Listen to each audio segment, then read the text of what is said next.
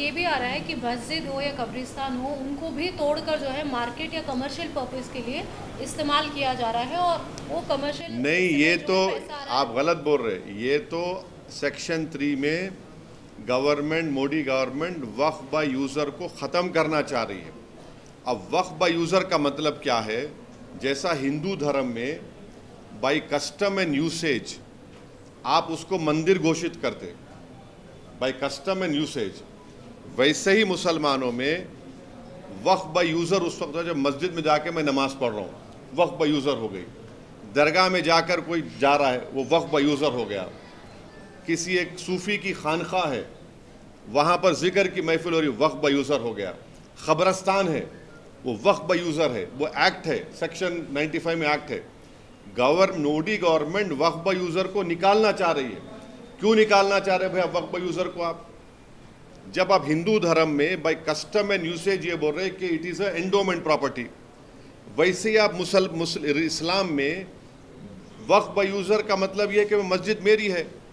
आप वो इसलिए निकालना चाह रहे ताकि कल जितने यतीम खाने हैं, ऑर्फनेज है, क़ब्रस्तान है, मस्जिद है, दरगाह के तहत जो ज़मीनें हैं, उन सब को आप बोलेंगे वक्फ बाय यूज़र नहीं है, ये वक्फ प्रॉपर्टी नहीं है, इसलिए हम उसका गवर्नमेंट प्रॉपर्टी बोल के कब्जा कर लेंगे।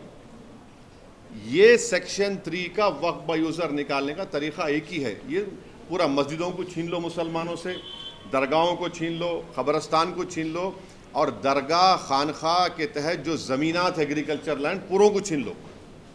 ये असल मकसद है।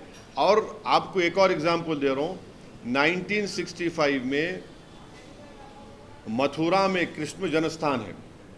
1965 में यूपी सुन्नी वक्फ बोर्ड के कंसेंट से मुसलमान और कृष्ण जन्मस्थान के लोगों में एग्रीमेंट हुआ।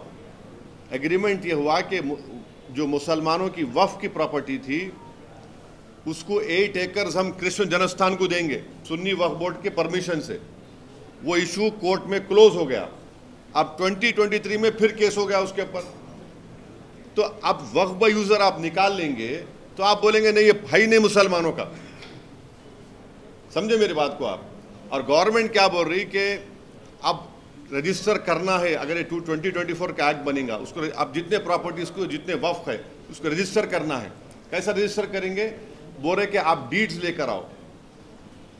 अब मक्का मस्जिद है, मक्का मस्जिद की डीड कहाँ है बताओ आप मेरे को? हैदराबाद में 400 साल पुरानी मक्का मस्जिद, उसकी डीड कहाँ रहेंगी बोलो आप?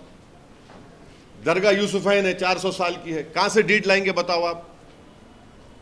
बाबा शरफुद्दीन की दरगाह है, वो तो 600 साल पुरानी है, कहाँ से डीड लाएंगे बताओ आप? चार मीनार के सामने एक मस्जिद है, अंदर नहीं, उसकी डीड कहाँ से लाएंगे? अब डीड लाने का आपके पास जवाब क्या है?